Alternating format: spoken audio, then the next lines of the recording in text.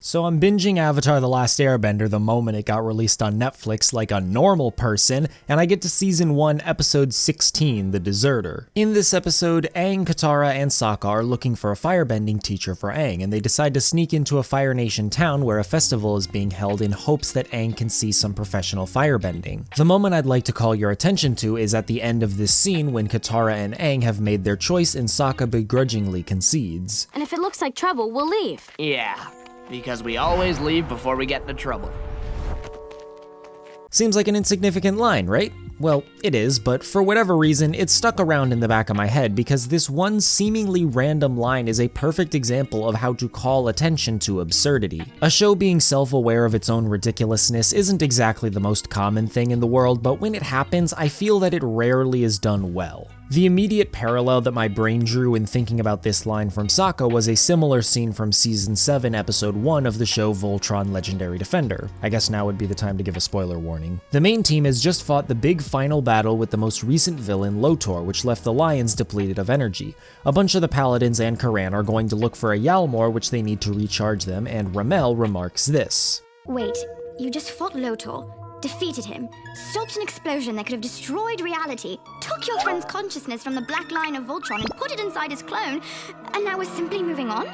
The similarities between this scene and the one from Avatar are obvious, but whereas Avatar uses this pseudo-breaking of the fourth wall to fantastic effect, Voltron only manages to leave a sour taste in my mouth. Why is that? In order to answer this question, I propose another question which I think gets to the root of the difference in these two moments. What is this line of dialogue in service of? Let's start with Voltron. Ramel is acting as the audience stand-in this moment. She is bringing everyone else up to speed on what's happened thus far in the story and is questioning the trajectory that the story will take now that a major arc has concluded. And this is important because by having Ramel act as the audience, when Hunk responds to her, he is responding to the audience.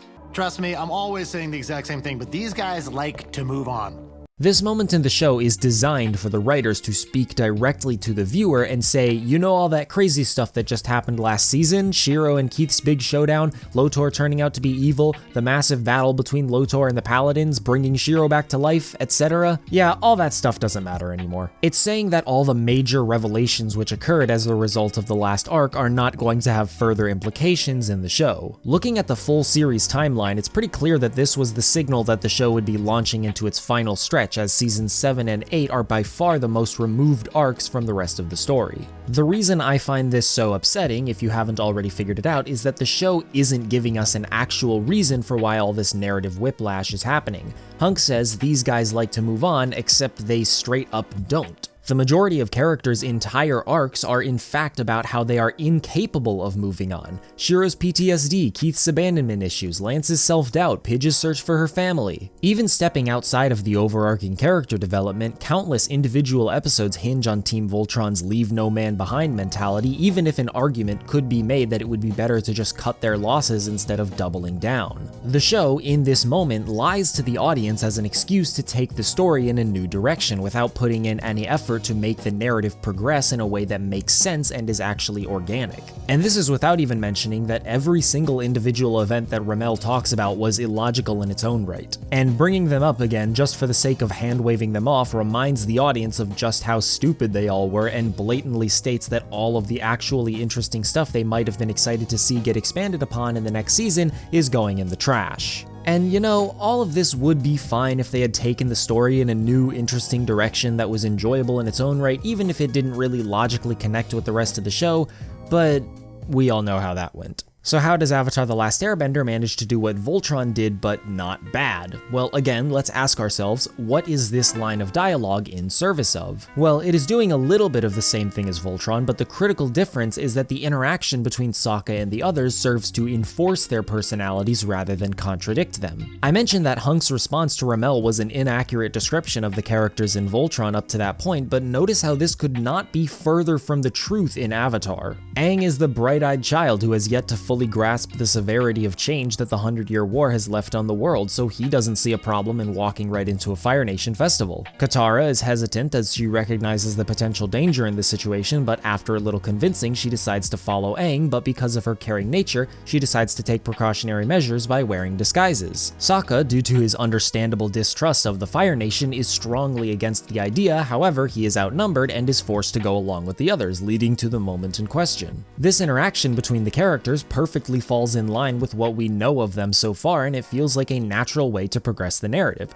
Furthermore, the absurdity that Sokka is referring to in this line, being pretty much every episode prior, all made sense within the context of the narrative. It was very much absurd, meaning ridiculous, silly, or otherwise departed from the general human experience to an extreme degree, especially to the audience and the main characters. But the introduction, execution, and resolution of every conflict up until this point followed a clear line of following the show's rules and feeling appropriately fleshed out and satisfying. Of course, this observation is relatively small in the grand scheme of things, but I still think it serves as a fantastic microcosm of Avatar's quality. The creators clearly paid attention to every single line of dialogue and asked themselves, what would this character say here? And the result is a show that glides from episode to episode in a completely organic manner while fleshing out its characters as real, believable people for the audience to get invested in. I know this observation of Avatar and Voltron isn't groundbreaking by any means, but I thought it was interesting enough to warrant talking about for a little bit. Thank you for watching this video, I hope you enjoyed, and for any new viewers who clicked on this video because they want to hear someone talk about Voltron Legendary Defender, you are in luck as I have a 2.5-hour long analysis on the show for you to watch. Card in the corner. I'm currently doing research for a big video project about detailing all the different ways that a show can be released weekly, in chunks, all at once, etc., and how those release methods play a role in their critical reception, as well as what kind of shows work best for what kinds of release methods. And in the meantime, I'll be making lots of videos about less developed ideas of mine, such as the one you just watched, at least until I finish the release methods video. If all of that sounds like something you want to be here for, remember to subscribe and hit the bell icon to get notified of when I upload in the future. Thanks again for watching, and I'll see you in the next one.